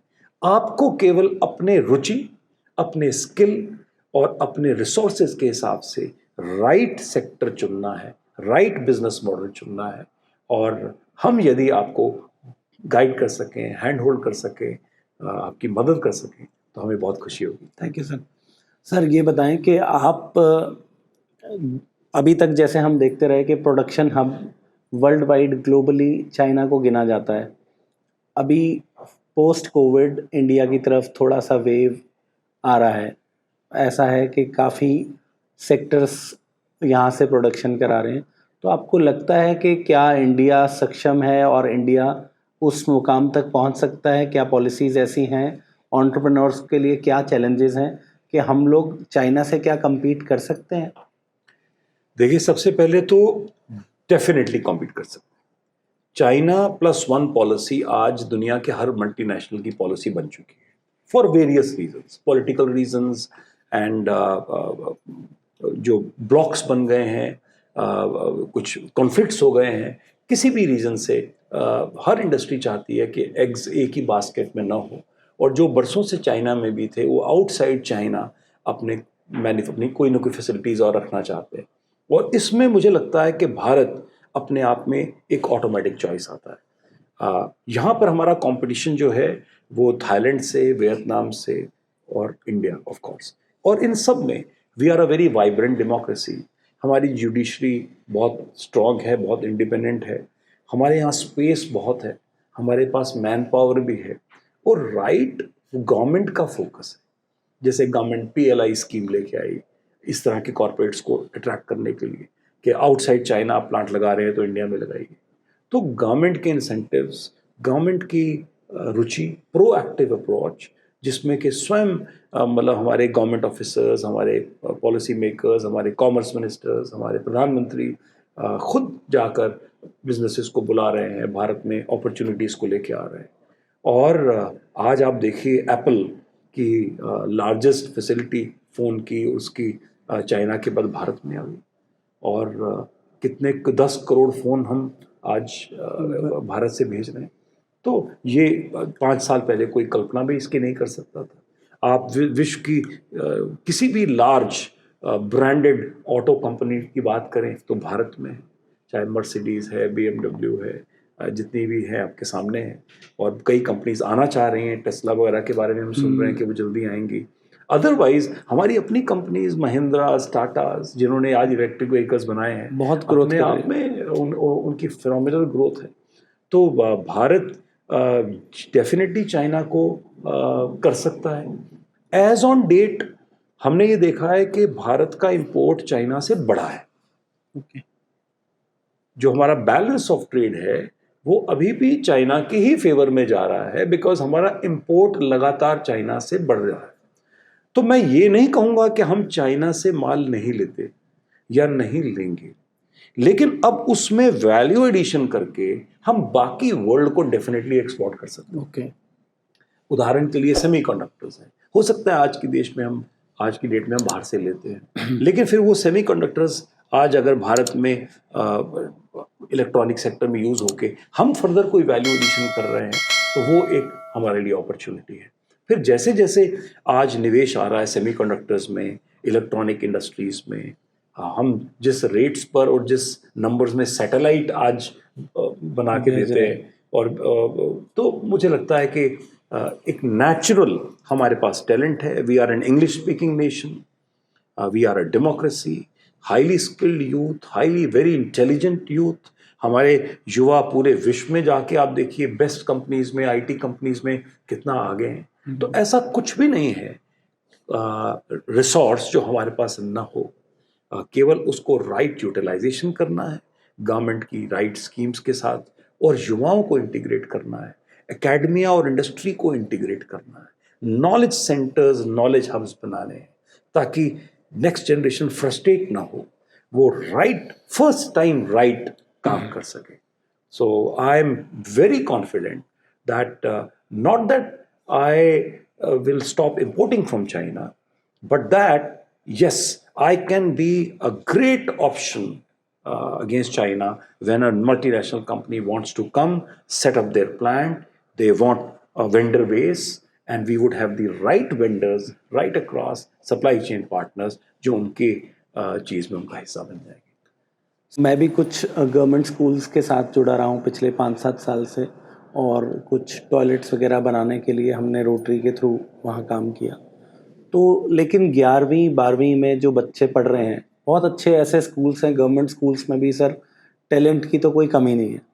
अभी तक ऐसा पिछले 10-20 साल से ऐसा कंसेप्ट चल रहा था कि प्राइवेट स्कूल्स के बच्चे सुपीरियर हैं, बट मुझे ऐसा लगा उनसे इंटरेक्ट करके कि गवर्नमेंट स्कूल के बच्चों के जो आग है जो बढ़ने की है वो बहुत ही ज़्यादा है प्राइवेट स्कूल के बच्चों से। तो क्या हम कोई ऐसा प्रावधान, कोई स्किल डेवलपमेंट, कोई एकेडमिक्स में कुछ ऐसा कि हम उन बच्चों को भी एक माइक्रो एंटरप्राइज की तरफ ले जाएं? क्या आप उसमें आप अपने क्या इनपुट देना चाहेंगे? पहली चीज़ ये कि कोई सुपीरियर कोई इन्फीरियर नहीं है, और टैलेंट हर जगह है। आप भारतीय क्रिकेट टीम में देखिए, आप फिल्म इंडस्ट्री में देखिए, आप रियल लाइफ के बिजनेसेस में देखिए, हर जगह आप देखेंगे कि हर वर्ग के लोगों ने अपना स्थान लिया है। बल्कि जिनकी बात आप कर रहे हैं कि जिनके पास रिसोर्सेज या साधन कम हैं, आज वो IAS ऑफिसर्स, IPS ऑफिसर्स बन के आ रहे हैं। तो पहली चीज़ तो मैं यही कहूँगा कि आज युवा अपना रास्ता स्वयं ढूंढने में सक्षम है, इर्रेस्पेक्टिव ऑफ रिसोर्सेज। और आज बहुत से रिसोर्सेज ऑनलाइन हैं, एजुकेशन ऑनलाइन भी है, और जहाँ पर भी उनको थोड़ा सा रास्ता मिला, जैसे दिल्ली में स्कूल्स में काफ़ी सुधार किया गया, इसी तरह से और भी कई राज्य सरकारों ने स्किल डेवलपमेंट प्रोग्राम्स बनाए। अप्रेंटिसेस प्रोग्राम बना भारत का, नैप्स प्रोग्राम, जिसमें कि सभी एंटरप्राइजेस को कहा जा रहा है कि वो अप्रेंटिसेस को भर्ती करें और उनको ट्रेन करें। और उसी तरह entrepreneurship development programme, EDP programmes, जिसमें युवाओं को सिखाया जा रहा है। इंक्यूबेशन सेंटर्स हैं कि आप क्या करना चाहते हैं, और कोई कहता है कि मुझे बेकरी स्टार्ट करनी है अपनी, तो उसकी पूरी training free of cost NSIC के इंक्यूबेशन सेंटर में हो सकती है। केवल हमें लिंक करना है और वो वहाँ आके वहाँ पर पूरा बेकरी बनाने का काम सीख सकता है, और फिर उसको लोन भी मिल जाएगा और वो अपने गांव में, शहर में, कहीं पर भी अपना काम स्टार्ट कर सकता है। तो एक नहीं, दो नहीं, सैकड़ों ट्रेड्स ऐसे हैं जिनके इंक्यूबेशन सेंटर्स पूरे भारत में। और तो युवाओं को अपना रास्ता चुनना है, युवाओं को जागरूकता दिखानी है। कोई सुपीरियॉरिटी, कोई इन्फियोरिटी नहीं। बहुत ज़्यादा पढ़ने के बाद तो मैंने देखा है कि लोग जॉब ही करते हैं। और ये जो आपका पॉडकास्ट है, आई एम श्योर सभी वर्गों के लोग इसको देख रहे होंगे। और अगर कोई साधनहीन यदि कोई बच्चा है, कोई एंटरप्रेन्योर है, कोई युवा है जो मेरी इस बात को सुन रहा है, तो मैं आपको इतना ही कहना चाहता हूँ कि आप तय करिए क्या करना है। गाइडेंस आपके को हम देंगे, साधन हम आपको अरेंज करके दे देंगे, जो भारत सरकार के और बैंकों के सभी लोन स्कीम्स में है। थोड़ा रास्ता देना है, थोड़ा गाइडेंस देना है। आप हमसे बहुत बेहतर हैं, हमसे बहुत अच्छा और बहुत ज़्यादा तेज़ी से कर पाएंगे। तो सर, आप भारत निर्माण में अपना योगदान दे रहे हैं, ये मुझे मतलब आपसे इतने रिलेशन होने के बाद भी मुझे इतनी इन डेप्थ नॉलेज आज मिल रही है, तो मुझे बहुत अच्छा लग रहा है कि आपको शहर में भी ऐसा कहा जाता है कि आप एक लाइब्रेरी हैं इंडस्ट्री के टॉपिक्स के लिए। तो आज ऐसा लग रहा है कि आपके साथ तो पॉडकास्ट करने में इतना मज़ा आ रहा है, फ्लो में पता ही नहीं चल रहा कि कितनी देर का पॉडकास्ट होगा। नहीं, मुझे भी बहुत अच्छा लग रहा है, और मैं अकेला नहीं हूँ, मेरे बहुत से एंटरप्रेन्योर साथी हैं जो मेरे साथ कर रहे हैं। कभी कभी क्रेडिट मुझे ज़रा ज़्यादा मिल जाता है बिकॉज मैं रिप्रेजेंट कर रहा हूँ IMSAB ऑफ इंडिया को, लेकिन सभी मिलकर बेहतरीन काम कर रहे हैं, अपना बिजनेस भी अच्छा कर रहे हैं, अपने साथियों को रास्ता भी दे रहे हैं, और नए युवाओं को रोशनी दे रहे हैं। और ये एक बढ़ता हुआ कारवां है, और भारत के लिए हम इतना ही कर दें, मुझे लगता है कि हमारा जीवन सफल हो जाएगा। बहुत बढ़िया सर। अब हमने काफ़ी फॉर्मल बात कर ली, तो मैं अब एक चाहूँगा कि व्यूअर्स का एक आपकी लाइफ को जानने का इंटरेस्ट बढ़ जाता है अगर आपकी ऐसी जर्नी सुनकर। तो कुछ अपनी लाइफ के कुछ इम्पोर्टेंट टर्न पॉइंट्स, कुछ किस्से ऐसे सुनाएं। आपके फादर ने आपको कैसे गाइड किया, या कोई और मिले आपको, उसके बारे में कुछ बताएं। फॉर्चुनेटली मेरा चाइल्डहुड, मैंने जिक्र किया, बहुत अच्छा रहा। एजुकेशन में बहुत फोकस था, पेरेंट्स बहुत ध्यान देते थे। मुझे अभी भी याद है कि मेरे फादर मुझे हर रोज़ कोई नई पोइट्री, कोई नए कोटेशंस, कोई नए सेइंग्स बताते थे। उन्होंने पूरा मुझे World War I, World War II के पूरी बुक्स, पूरी स्टोरीज़ उन्होंने पढ़ कर सुनाई। महाभारत बहुत डिटेल में एक एक स्टोरी मुझे सुनाते थे। और सो मच सो कि मेरा इतना रुचि बढ़ी कि फिर रामधारी सिंह दिनकर जी ने जब रश्मि रथी लिखी या कुरुक्षेत्र लिखी पोइट्री फॉर्म में, तो मुझे वो पूरी कंठस्थ है। मैं पूरी आपको रश्मि रथी और कुरुक्षेत्र और मुझे याद है। और तो पोइट्री में मेरी बहुत रुचि रही, रेसिटेशन में, ओरेशन में। तो वो एक रहा। मुझे एक चलता फिरता इंसाइक्लोपीडिया मेरे सब फ्रेंड्स कहते हैं in terms of various things that I narrate. Music में मेरा बहुत शौक है, और म्यूज़िक सुनने में, हालांकि कभी पब्लिक के रिस्क पे गुनगुना भी लेते हैं लेकिन म्यूज़िक पे तो ऑफ कोर्स सभी का बहुत रुचि है। इसके अलावा मैंने बहुत से इंडस्ट्रियल एग्जीबिशंस, कल्चरल प्रोग्राम्स बहुत ऑर्गेनाइज करते रहे हैं, और एज ऑर्गेनाइजर हर चीज़ में लीड किया और उसमें बहुत किया। मैं फिटनेस पे भी ध्यान देता हूँ, और मैं लगातार जिम जाता हूँ या जॉगिंग पे गए, तो मेरी कोशिश रहती है कि जब समय मिले तो थोड़ा सा ध्यान मान दूँ। और पता ही नहीं चला कि वक्त इतना बढ़ गया, हमारे बच्चे इतने बड़े हो गए। My daughter is a doctor, she is a pulmonologist in Gurgaon, and my son is with me in business. My son's wife is an onco surgeon. She's a breast cancer surgeon. Then my son-in-law is also a doctor. So suddenly doctors की family में बन गई हमारे आसपास. And now I am even a grandfather. My daughter has a son and my son has a son. So that's a new experience. मुझे तो पता ही नहीं चला, मैं अभी तक अपने आप को कभी टीनेज माइंडसेट से ऊपर लेके ही नहीं गया था. तो मैं तो अभी भी जिम जाता हूँ तो देयर यंगस्टर्स अराउंड, या जॉगिंग पे जाता हूँ तो आई जॉग विद यंगस्टर्स. और पता ही नहीं चला कि अब मैं इतना बड़ा हो गया कि I am at a grandfather status. लेकिन I am enjoying and I think and I do lot of interaction. सबसे मज़े की बात यह है कि बहुत से ऐसे लोग हैं जिनके फादर मेरे मित्र रहे, फिर वो मेरे मित्र हैं, और अब उनके बच्चे मेरे साथ जिम में एक्सरसाइज भी कर रहे हैं. तो ये भी एक बड़ी इंटरेस्टिंग है. और मुझे लगता है कि लाइफ में एक्टिव रहना चाहिए, फिजिकली भी, मेंटली भी, सोशली भी. And one should be generous, one should take lead. कभी कुछ स्पॉन्सरशिप्स करनी पड़ती है, कुछ खर्च करना पड़ता है. Once you take the lead, and why not. तो हम रोटरी में करते हैं और जगह पे सोशल कामों में करते हैं. कोई तो सामने आएगा जो कर. आप लोग कितनी मेहनत करते हैं. तो मुझे लगता है कि जब भी मैं किसी को देखता हूँ कि किसी में एक्टिविस्ट हैं, कोई ग्रीन कर रहे हैं, कोई ट्री प्लांटेशंस करते हैं, कोई ब्लड डोनेशंस करते हैं, कोई एजुकेशन सेक्टर में करते हैं, तो सबको सपोर्ट करना चाहिए. क्योंकि हर इंसान जो इस दुनिया को खूबसूरत बनने में, बेटर बनने में कोई योगदान दे रहा है, तो हम अगर कुछ भी ना कर सकें तो उनको चेयर अप कर सकते हैं, उनको बकअप कर सकते हैं, उनको मॉरल सपोर्ट दे सकते हैं. और यदि फाइनेंशियल सपोर्ट या कोई किसी और फॉर्म में सपोर्ट कर सके तो ज़रूर करना चाहिए.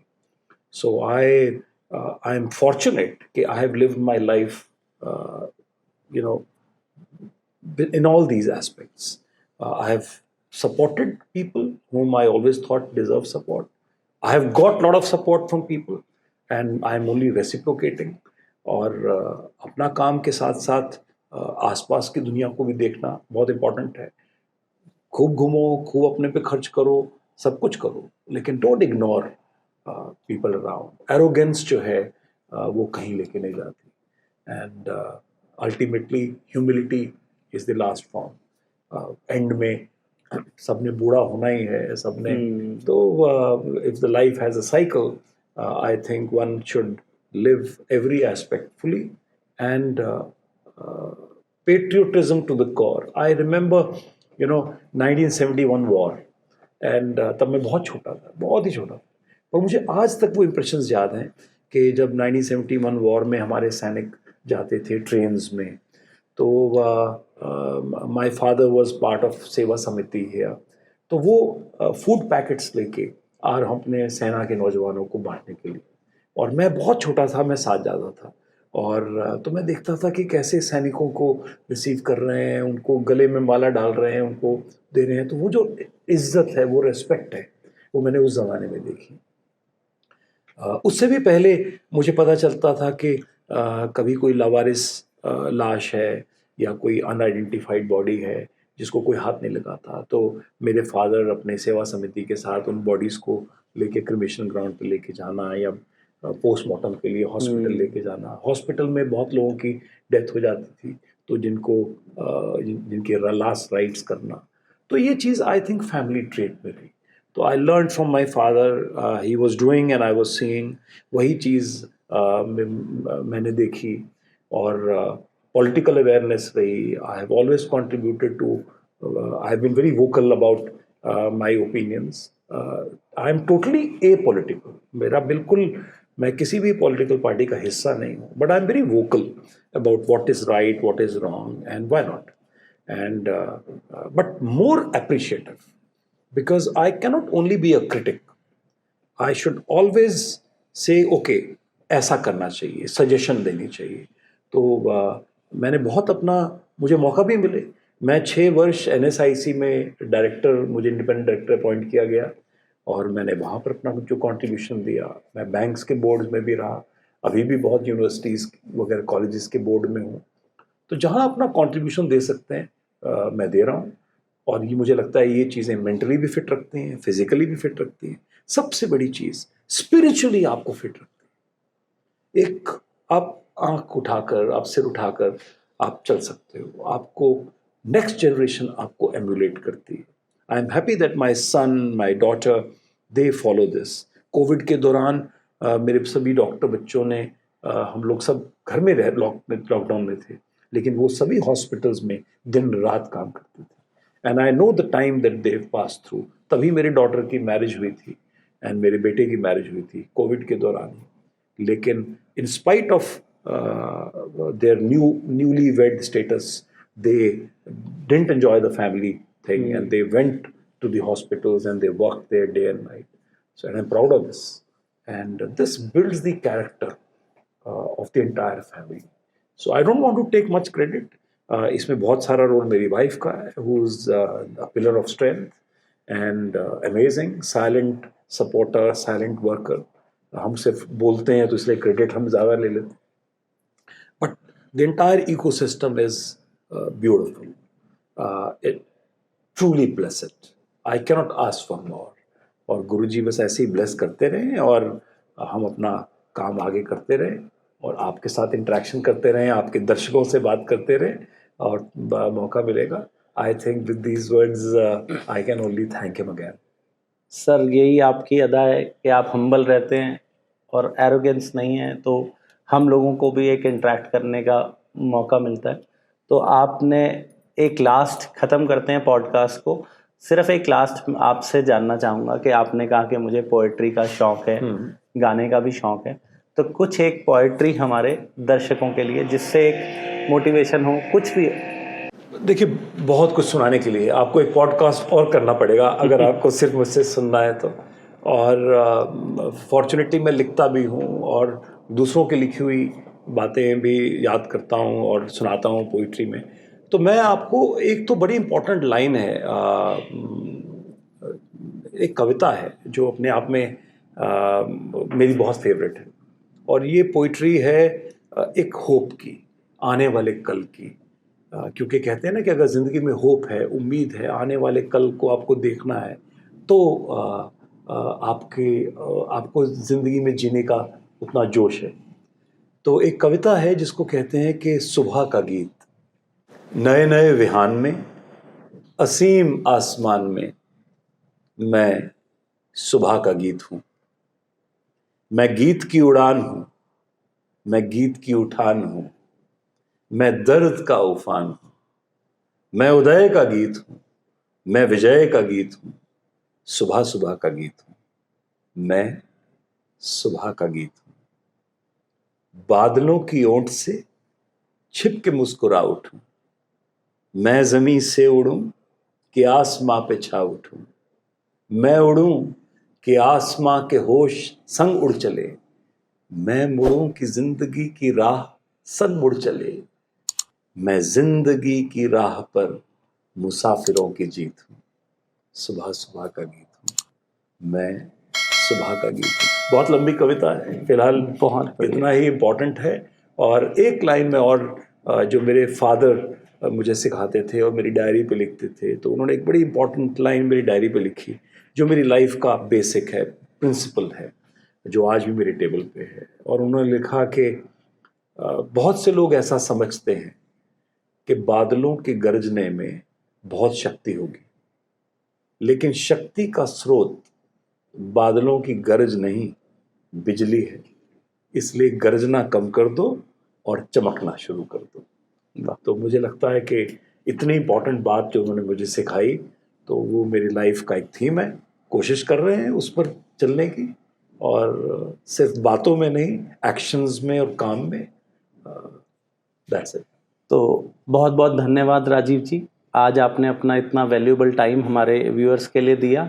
हम इसका ये सोचते हैं कि इसका एक रिज़ल्ट निकलेगा, एक दिशा मिलेगी आने वाली जनरेशन को, और आपसे इंस्पिरेशन मिलके आपकी राह पर कुछ लोग चलेंगे और आज तो हम पॉडकास्ट दूसरे तरीके से किया है, कभी ऐसा मौका लगेगा फिर आपसे टाइम लेंगे और आपकी other side of the story जो आपकी पोएट्री पे है और आपके गीतों पे है तो उस पे बात। Thank you so much Thank you. Mister Raj, such a pleasure. Thank you sir.